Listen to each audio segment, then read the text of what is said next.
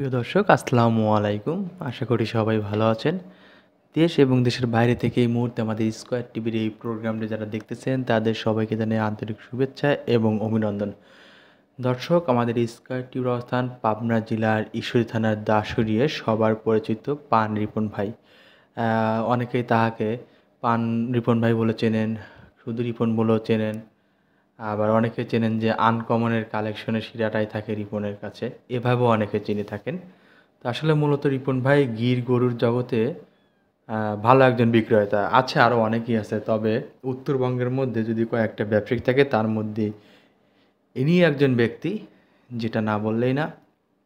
সর্বোচ্চ বড় বড় বিগ বডির এই গির গরুগুলো সংগ্রহ করে থাকে। এখন কোত্থেকে করে, কীভাবে করে সেটা সেই জানে মূলত। তবে প্রতি বছরই একবার কি দুইবার একটা ধামাকা দিয়ে থাকে, ভালো ভালো কিছু গরু সংগ্রহ করে থাকে ধামাকাগুলো দিয়ে। তো এবার 7-8টা গির সংগ্রহ করেছে উনি মূলত। নতুন করে আবার কালেকশন করেছেন, আবারও নতুন করে সংগ্রহ করছেন। এই বছরে আবার 8টা গির সংগ্রহ করেছেন। এই গিরগুলো অনেক সুন্দর এবং মাস্টারপিস গির। আমি যেটা মনে করি প্রত্যেকটা গিরই হাইস্ট আপনার 8 থেকে 10 মণ করে ওয়েট আছে, শুধু মাংসের ওয়েটই আছে 8 থেকে 10 মণ করে। আর প্রত্যেকটা গরু দেখেন কত সুন্দর দেখার শোভা। আমরা আসলে গুগলে যদি সার্চ করে থাকি, আমরা যখন গুগলে সার্চ করি তখন দেখেন এইরকম গরুগুলো বিশেষ করে দেখা যায়। হ্যাঁ, সেম সেম কোয়ালিটির এরকম গরুগুলি আমরা তখন দেখতে পারি যে গুগলে সার্চ দিয়ে অতই না আফসোস করতাম যে আসলে এই গরুগুলো যদি আমরা সংগ্রহ করতে পারতাম বা এই গরুগুলো দিয়ে যদি জাত পরিবর্তন করতে পারতাম। তো অনেকেই আনছে। তারপরে রিপন ভাই যেভাবেই হোক বর্ডার ক্রস করে হোক আর যেভাবেই হোক প্রবাসী রিপন ভাই উনি নিয়ে আসছেন। তো আমরা যেটা মনে করি এই জাতগুলা কোনো ভালো একজন ক্রেতা যদি সংগ্রহ করতে পারেন, তো সংগ্রহ করার পরে হয়তো টাকা লাগবে। আমার জানা মতে এই গরুগুলো কিন্তু এই আমি আপনি কিনতে পারবো না হয়তো। যারা ধনী এবং খুবই শখিন তারাই হয়তো বা এটা সংগ্রহ করতে পারবে। তো যদিও শখ করে ওইটা কেনে, তো কোনো এক সময় দেখা যাবে যে মোটামুটি ভালো একটা প্রফিট তুলতে পারবে এবং জাতের পরিবর্তনটা আনতে পারবে। এর মধ্যে যদি ভালো কোনো বিট দেওয়া যায় সেক্ষেত্রে ভালো ফলাফল পাওয়া যাবে। আর আরও একটি কথা বলতেছি যে যেটা বলতেছি রিপন ভাই, এই রিপন ভাই আসলে মূলত আপনি কীভাবে আপনারা কেমনভাবে দেখবেন সেটা আমরা জানি না। একটা মানুষ আসলে সবার কাছে ভালো হয় না, আর একটা মানুষ সবার কাছেও কিন্তু খারাপ হয় না। আর যেহেতু এটা ডেইরি সেক্টর, গরুর বিজনেস, এই বিজনেসে আসলে ভালো থাকাটা খুবই টাফ। হ্যাঁ, আমি যেটা মনে করি এই সেক্টরে যে আছে সে ফেরেশতা হলেও খারাপ হয়েই যাবে, এটাই স্বাভাবিক। এখন বলবেন কিভাবে হবে? সে হয়তো ব্যবসায়িকটা ভালো, সে কাউকে ঠকাতে চাচ্ছে না। সে হয়তো হাটের থেকে হোক বা গ্রাম থেকে হোক 5টা গরু সংগ্রহ করে নিয়ে এসেছে। এখন আনার পরে এর মধ্যে একটা গরু, এখন মানুষ মাত্রাই ভুল, কিন্তু সে ব্যবসায়িক জন্য যে 100 কালেকশন করতে পারবে তা কিন্তু না। এখন আনতে আনতে একটা গরু হয়তো 19-20 হয়ে গেছে। এখন কেউ আছে যে এই একটা গরু 19-20 হয়েছে লস দিয়ে বিক্রি করব, 4টার টাকা লাভ করব, একটা লস দিব। কেউ আছে এরকম। আর কেউ আছে যে লসও দিব না, মিথ্যা কথা আমাকে বলে দিছে, আমিও মিথ্যা কথা বলি কাস্টমারের কাছে বিক্রি করব। তো আসলে এমনটা হয়। তারপরে আপনারা চিন্তা করবেন যে সবসময়ের জন্য সে যত ফেরেশতা না হোক, টাকা দিয়ে জিনিস কিনবেন, সরেজমিনে এসে দেখে শুনে নিজ দায়িত্বে কিনবেন। হ্যাঁ, আগেকার মুরব্বিরা কিন্তু কথা বলছে যে ঝরকা করো নিজ কানে শুনে, আর টাকা নিও নিজ হাতে গুনে। হ্যাঁ, কথাটা বুঝে নিয়েন, ঝগড়া করো নিজ কানে শুনে আর টাকা নিও নিজ হাতে গুনে। তো যাই হোক, মুরব্বিরা এই কথাটা বলছে একটা কারণে, কারণ অনেক ঝামেলা বাধে এগুলোর ভিতর। যত আপনকে না হোক আপনি সবসময় চাইবেন সরেজমিনে এসে দেখে শুনে নিজ দায়িত্বে নেওয়ার জন্য, সেটা ভালো কেনা হোক। আর আমি তো বলছি যে একটা মানুষ সবার কাছে ভালো হতে পারে না। তবে রিপন ভাই মোটামুটি উত্তরবঙ্গের ভিতরে এই আনকমন গরুগুলো ভালোই সংগ্রহ করে দেখি। হ্যাঁ, মাঝে মধ্যেই নিয়ে আসে। হয়তো সবসময় কালেকশন পায় না। গত 2 বছর আগে একটা বিক্রি করেছিল নাটোরের এক ভাইয়ের কাছে আমার জানা মতে। আর এই বছরে আবার এই যে ঢুকাইছে, মোটামুটি 6টা করে লট হচ্ছে। তো আবারও কালেকশন করার চেষ্টা উনি নিয়েছে, আশা করি যে আবারও হয়তো বা পাবো আমরা। তো যাই হোক, আপনারা দোয়া করবেন সবার জন্য এবং সবসময়ের জন্য চেষ্টা করবেন যেন হালাল ব্যবসা, হালাল রুজি সবাই করতে পারে। আর আমিও রিপন ভাইকে উদ্দেশ্য করে বলবো, সবসময় চেষ্টা করবেন কাস্টমারের সঙ্গে ভালো সম্পর্ক ধরে রাখার জন্য। খারাপ জিনিস কখনোই বিক্রি করবেন না। সচরাচর চিন্তা করবেন যে নেক্সট টাইম যেন কাস্টমারগুলো পাই। আর এমনিতেই আপনি অনেক বড় গরুগুলো বিক্রি করে থাকেন। আমার জানা মতে ওরকম রিপোর্ট আসার কথা না, তারপরেও আসে। কারণ হচ্ছে যে আমি তো বলছি যে ডেইরি সেক্টরে যেই থাক, একবারে সাদাসিধে হয়ে কেউ কখনো থাকতে পারে না, হ্যাঁ? ১৯-২০ ঝামেলা হয়েই থাকে, এটা স্বাভাবিক বিষয়। এজন্য চিন্তাভাবনা করবেন সবসময়ের জন্য যে যেখান থেকেই কিনতে আসেন না কেন সরেজমিনে এসে দেখে শুনে নিজ দায়িত্ব নেওয়ার চেষ্টা করবেন। তাছাড়া এছাড়া কোনো উপায় থাকে না। এই যে গরুগুলো দেখাচ্ছি, দেখেন প্রত্যেকটা গরুর একটা আলাদা লুক আছে কিন্তু, হ্যাঁ? মাথাটা বাঁকানো, শিংটা আপনার উপর দিকে নিয়ে যাওয়া, কানটা বাঁশপাতার মতো আর কি, বিশাল লম্বা উষার পাতা। হ্যাঁ, মানে দেখার মতো একটা গরু, চোট আছে একদম ষাঁড়ের মতো। এক কথাতে বলতে গেলে অনেকেই মনে করবে এটা ষাঁড়ই, হ্যাঁ? যদি পিছন সাইডটা আমরা না দেখাই অনেকেই ভাবতে পারে এটা ষাঁড়। প্রত্যেকটা গরু ২ মাস ৪ মাস করে প্রেগনেন্ট আছে। এই যে গরুটা দেখাচ্ছি, এই গরুটা হচ্ছে ৪ দাঁত। তো এগুলো সব ৩ মাস ৪ মাস করে আনুমানিক প্রেগনেন্ট। আপনারা চেক করে নিবেন, সমস্যা নেই, অনায়াসে নিতে পারবেন। বিশ্বাসের সঙ্গে এগুলো সংগ্রহ করতে পারবেন। কিন্তু আমি বলছি সবারই পছন্দ হবে, আপনারও হবে আমারও হবে, কিন্তু আসলে আমরা কিনতে পারবো না ভাই। যাদের শখ বেশি, যাদের টাকা আছে তারাই শুধুমাত্র এই গরুগুলো সংগ্রহ করতে পারবে। আমার আপনার জন্য কখনোই সম্ভব না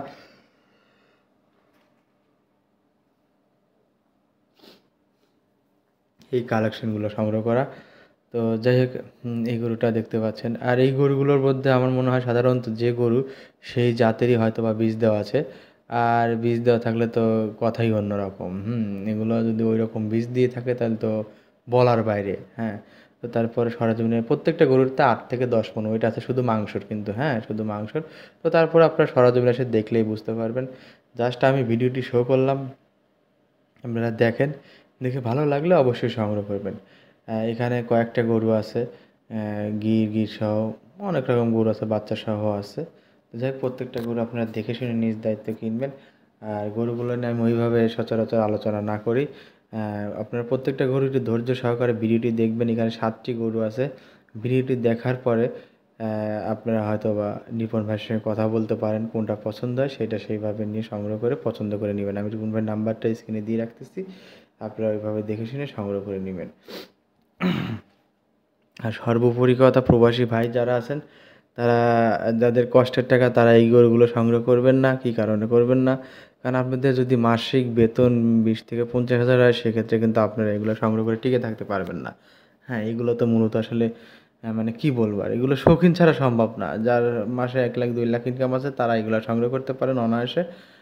নো প্রবলেম। এটা সংগ্রহ করতে পারবেন, আমি সাপোর্ট দিব। কিন্তু যাদের অল্প আয় রুজি তারা শখ করে আসলে এই গরুগুলো কিনতে চায় না, হ্যাঁ? যাদের টাকা আছে, অর্থ আছে, শখ আছে, তারা কি লাভবান হতে পারবেন। কারণ একেকটা মানুষের একেকটা ইন্টেন্স থাকে।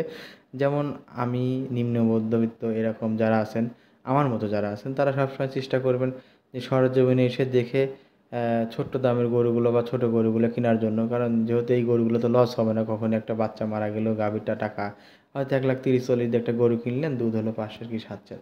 আপনি দুধ খাওয়ালেন, রোজ দিলেন। এভাবে করতে করতে বাছুরটা মানুষ হয়ে গেলে একসময় বাছুরটা ৫০ থেকে ৭০ হাজার টাকা বিক্রি করলেন, গরুটার মাংসের দামে টাকা উঠে গেল। মানে চিন্তা ভাবনা করবেন এরকম কিছু। কিন্তু সেই গরুগুলোর ভিতরে কিন্তু একটা মারপ্যাঁচ আছে। এজন্য সরজমিনে আসবেন, এসে দেখে শুনে সবসময় নেওয়ার চেষ্টা করবেন। কখনোই ভুল সিদ্ধান্ত নেবেন না। কাজিন বলেন আর যাই বলেন, বিশ্বাস কাউকে এভাবে পাঠাইতে পারলে পাঠায়েন, আর না হলে অবিশ্বাসী একটু পরিমাণ ঢুকে গেলে তাকে আর পাঠানোর দরকার নেই। এই সেক্টরটা খুবই ঝামেলার একটা সেক্টর, বুঝছেন?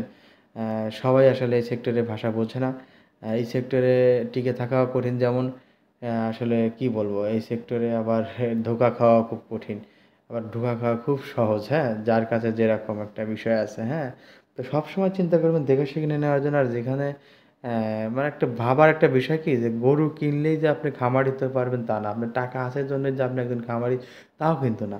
হ্যাঁ, আপনার টাকা আছে, লোক আছে, গরু কিনতেছেন, আপনার নাম হবে খামারি। কিন্তু আপনি টিকে থাকতে পারবেন না। ম্যানেজমেন্ট, খাবারের পরিবেশ, চিকিৎসা, যেমন খরা রোগ, তারপর হচ্ছে অ্যা জ মানে এক কথাতে মানে আমরা যেটা বলে থাকি জরা রোগ, খরা রোগ এটাকে বলে থাকি। তারপর হচ্ছে পচামনি বলে থাকি, ল্যাম্পি বলে থাকি, হ্যাঁ? এই যে এইসব রোগগুলো আছে, এই রোগগুলোর চিকিৎসা প্রতি ৩ মাস ৬ মাস পর ভ্যাকসিন করতে হয়। এগুলোও বুঝতে হবে। এখন গরু একটা শখ করে কিনছেন ৳৫,০০,০০০ দিয়ে। কিন্তু আপনি ভ্যাকসিন করলেন না, ওইভাবে ফালায় রাখছেন। বা 1 মাস ডেট ওভার হয়ে গেছে, হওয়াতে আপনার একটা বেসাত 5 লাখ বা 10 লাখ টাকার যদি হয়ে থাকে, তাহলে সেটা কিন্তু নষ্ট হয়ে গেল আপনার। এজন্য সবসময় চেষ্টা করবেন সরেজমিনে এসে দেখে শুনে নেওয়ার জন্য। আর সর্বোচ্চ হিসাব হচ্ছে গরুগুলো যখন আপনি লালন পালন করবেন, ভালো মন্দ খাবার দিবেন এবং ডক্টরদের চিকিৎসা করাবেন, সুন্দরভাবে দেখাবেন, প্রোটিন জাতীয় খাবারগুলো খাওয়াবেন। আর বিশেষ করে যে ভ্যাকসিনের কথাগুলো বললাম, তরকা বলেন, জরা বলেন, খুরা বলেন, ল্যাম্পি বলেন, এই ভ্যাকসিনগুলো নিয়মিত কিন্তু অবশ্যই দিতে হবে। এটা থেকে কখনো মিস করা যাবে না, যাবে না, যাবে না। কারণ অনেক খামারই ধ্বংস হয়ে যান এই ল্যাম্পি কারণে অথবা জরা রোগের কারণে। যারা এই ভ্যাকসিন করেন না তারাই খেয়াল করে দেখেন খামারে একবার জরা ঢুকলে সব নিঃস্ব হয়ে যায়। আর যদি ভ্যাকসিন করা থাকে যদিও ঢোকে, হয়তো 1 আর 2টার উপর দিয়ে যায়, কিন্তু ওইভাবে কিন্তু আক্রমণ হয় না। মানে পা ঘামে বা পায়ে ঘা হয়, কিন্তু ওই মুখও ঘামে না, মুখে ঘা হয় না। তখন গরুটা খাবার খেতে পারে, আর খাবার খেতে পারলে অনায়াসে গরুটা সুস্থও থাকে। এই জন্য সবসময় চেষ্টা করবেন, সব সময়ের জন্য চেষ্টা করবেন খামারে নজর দেওয়ার জন্য। হ্যাঁ, টাকা আছে জন্য আপনি বসে আছেন সিসি ক্যামেরা দিয়ে দেখতেছেন, হবে না। একটু নজর দিয়েন, খামারে আসেন, একটু হাঁটেন, বেড়ান। গরু কিনছেন তো শখ পূরণ করার জন্যই নাকি? আমার তো মনে হয় সেটাই, যে শখ পূরণ করার জন্যই আপনারা গরু কিনছেন। তো শৌখিনই যদি হন তাহলে খামারে এসে ভিজিট করেন, খামার দেখেন, গরু কেনার সময় ভিজিট করে দেখে নিয়ে যান। আবার আপনি গরু যখন লালন পালন করবেন তখন রাখালের সঙ্গে আপনি একটু মিশুক হন, একটু দেখেন, গরুর গায়ে হাত দেন। এইটাই তো হিসাব। এখন যদি টাকা আছে ফাঁকে থেকে সুখ নিচ্ছেন, ওটা তো হলো না।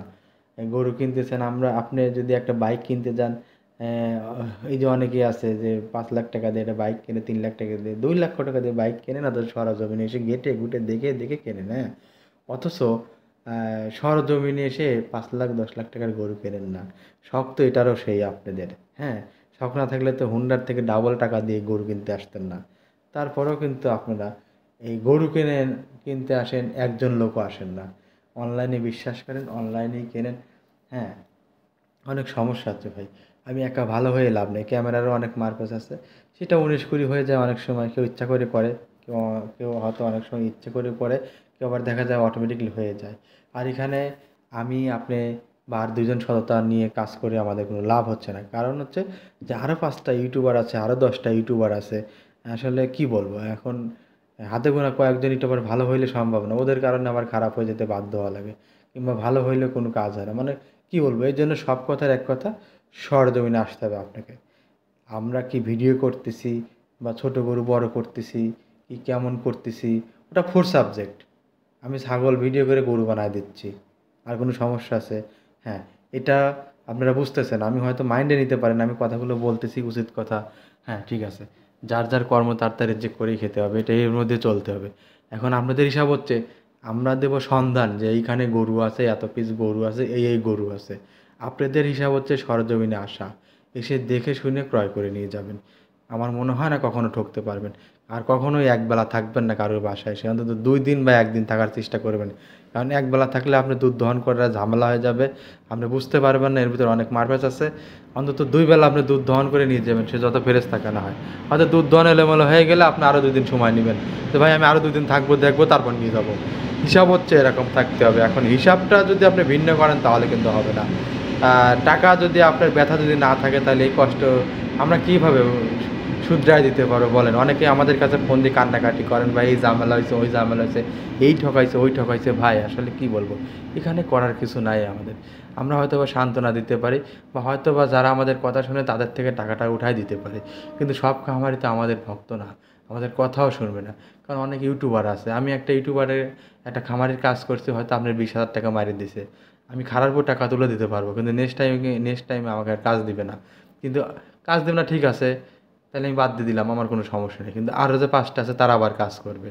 তো এই যে এইভাবে করতে করতে করতে করতে কোনো লাভ হয় না। আসলে যে সিটার সে মাঠে ঠেকেই যায়, মাঝখান থেকে ভালো ইউটিউবারটা ভাত পায় না। বাংলা কথা যেটা বলতেছি, সিটার ব্যবসায়িক সে থেকেই যায়।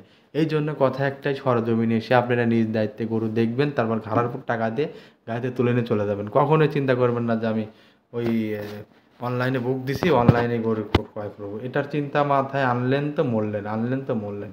তো যাই হোক, অনেক কথাই বললাম দর্শক। আমার কথা ভিতর অবশ্যই ভুল আছে বা থাকতে পারে, এটাই স্বাভাবিক।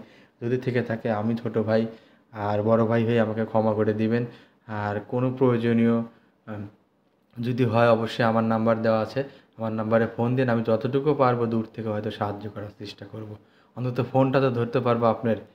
তো এটাই আর কি, অনেক ইউটিউবার তো ফোনও ধরে না। তো যাই হোক, অন্তত এইটুকুই, আমার জন্য দোয়া করবেন, আপনাদের জন্য আমি দোয়া করি। আর রিপন ভাই পাবনা জেলার উত্তরবঙ্গের মধ্যে ভালো একজন ব্যবসায়ী গির জগতের। তো এই গির গরু যারা সংগ্রহ করতে চান, বড় থেকে ছোট মাঝারি সব রকমের, রিপন ভাইয়ের খামারে আসলে আপনারা পেয়ে যাবেন। তো দর্শক, আজকে এই পর্যন্ত, ভালো থাকবেন। আসসালামু আলাইকুম।